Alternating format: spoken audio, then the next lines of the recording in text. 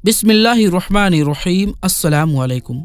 प्यारे दोस्तों, आज की इस वीडियो में हम बात करने वाले हैं कि जब मैयत को कब्र के अंदर दफनाकर लोग चले जाते हैं तो कब्र के इब्तिदाई 24 घंटों के अंदर मैयत के साथ क्या होता है, और जब मैयत के वर्सा मैयत को दफनाकर वापस जाते हैं तो एक फरिश्ता मिट्टी की एक मुट्ठी भरकर उन पर फेंकता है तो उनसे क्या कहता है, और कब्र की पहली रात कैसी होती है। प्यारे दोस्तों, ये अमर यकीनी है कि हर एक को मौत का जायका चखना है। जिस तरह कि अल्लाह तबारक व तआला कुरान पाक में इरशाद फरमाता है, कुल्लु नफ्सिन जायक़तुल मौत, कि हर जानदार को मौत का जायका चखना है। जो यहाँ पर आया है उसे एक न एक दिन वापस जरूर जाना है, और मरने के बाद इंसान की पहली मंजिल कब्र होती है। एक हदीस शरीफ का मफहूम है कि हुजूर अकरम सल्लल्लाहु अलैहि वसल्लम ने इरशाद फरमाया, कब्र इंसान की पहली मंजिलों में से एक मंजिल है। अगर इंसान इसमें कामयाब हो जाए तो आगे की मंजिलें आसान हो जाती है, और अगर इस मंजिल में फंस जाए तो आगे की मंजिलें भी खराब हो जाती है। और एक हदीस शरीफ में आता है जिसका मफहूम कुछ इस तरह है कि हुजूर अकरम सल्लल्लाहु अलैहि वसल्लम ने इरशाद फरमाया कि अल्लाह तबारक व तआला की तरफ से कब्रों पर एक फरिश्ता मुअय्यन है। जब मैयत को दफन किया जाता है तो वो इसके कब्र की मिट्टी बराबर करता है, और लोग जब वापस जाने के लिए मुड़ते हैं तो कब्र से एक मुट्ठी मिट्टी लेकर लोगों पर फेंकता है और कहता है, अपनी दुनिया की तरफ वापस चले जाओ और अपने मरने वाले को भूल जाओ।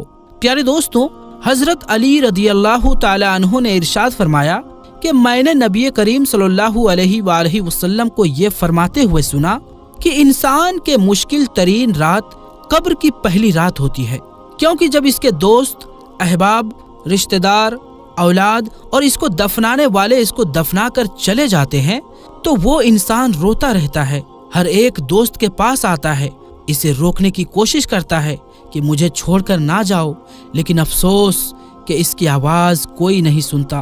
तो अब वहाँ पर कब्रिस्तान में हर कोई अकेला रह जाता है। तब हमारा सामना इन फरिश्तों से होता है जो हमारे आमाल होते हैं। अब वो किस शक्ल में हमारे पास आते हैं, अच्छे या बुरे, इस बारे में कोई कुछ नहीं कह सकता। तब वो हमसे इस दुनिया में गुजारी हुई जिंदगी के मुताल्लिक सवाल करेंगे, जिन सवालों के जवाब हमारी जिंदगी में मौजूद है जब तक हम सांस ले रहे हैं। और एक हदीस शरीफ में आता है जिसका मफहूम कुछ इस तरह से है कि रसूल अकरम सल्लल्लाहु अलैहि वसल्लम ने इरशाद फरमाया कि तुम कब्रिस्तान जाया करो, क्योंकि कब्रिस्तान मौत को याद दिलाता है, इससे इबरत हासिल होती है। मैंने अपने रब से अपनी वालिदा की कब्र पर जाने की इजाजत मांगी थी, मुझे इसकी इजाजत मिल गई, लिहाजा तुम भी कब्रिस्तान जाया करो। इससे दुनिया से बेरगबती पैदा होती है और आखिरत याद आती है।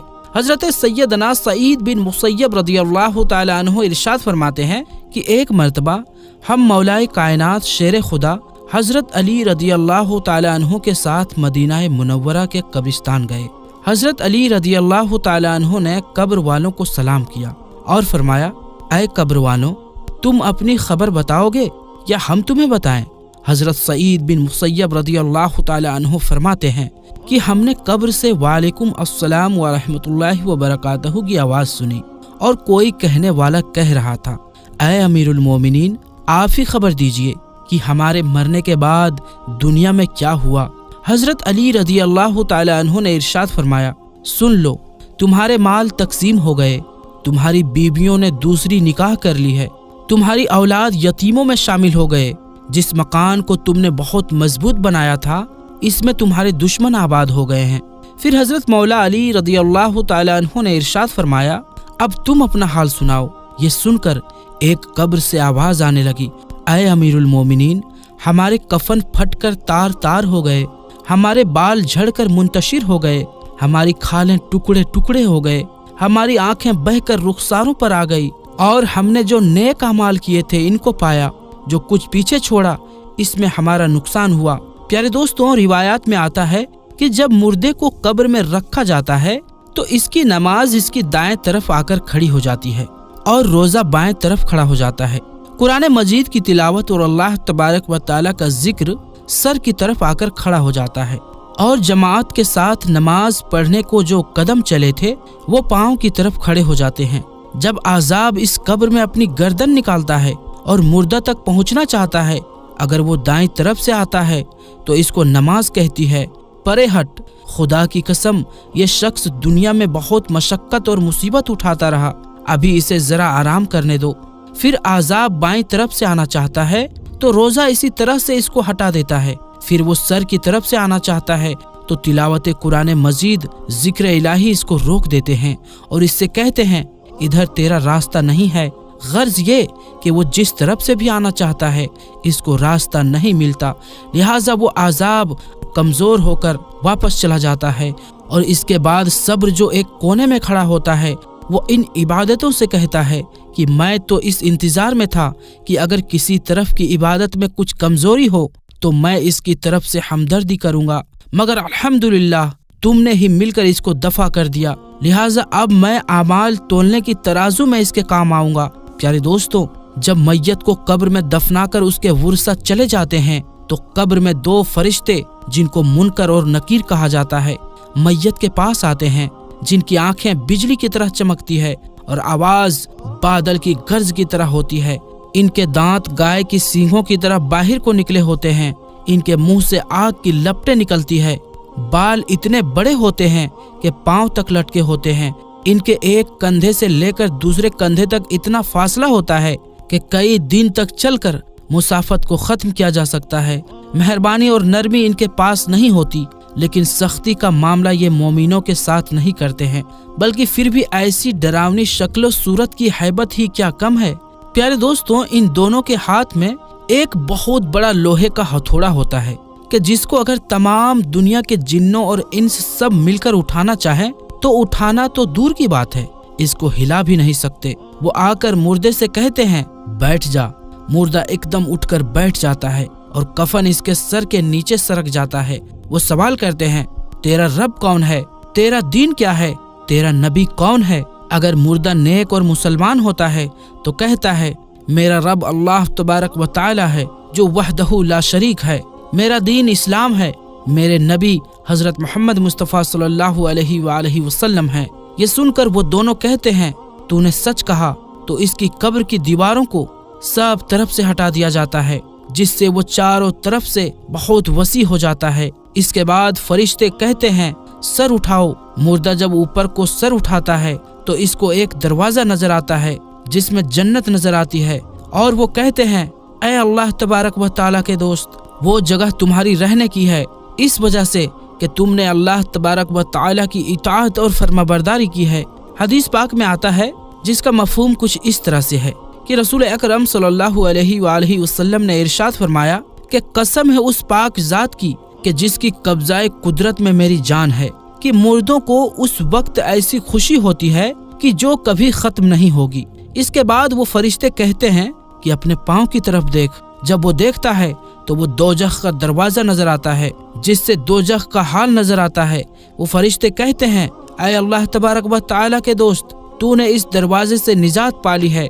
उस वक्त भी बंदे को इस कदर खुशी होती है जो कभी खत्म नहीं होगी। इसके बाद इसकी कब्र में 70 दरवाजे जन्नत के खोल दिए जाते हैं, जिनसे वहाँ की ठंडी हवाएं और खुशबुएं आती रहती है, और कयामत तक वो इन्हीं बहारों में रहेगा।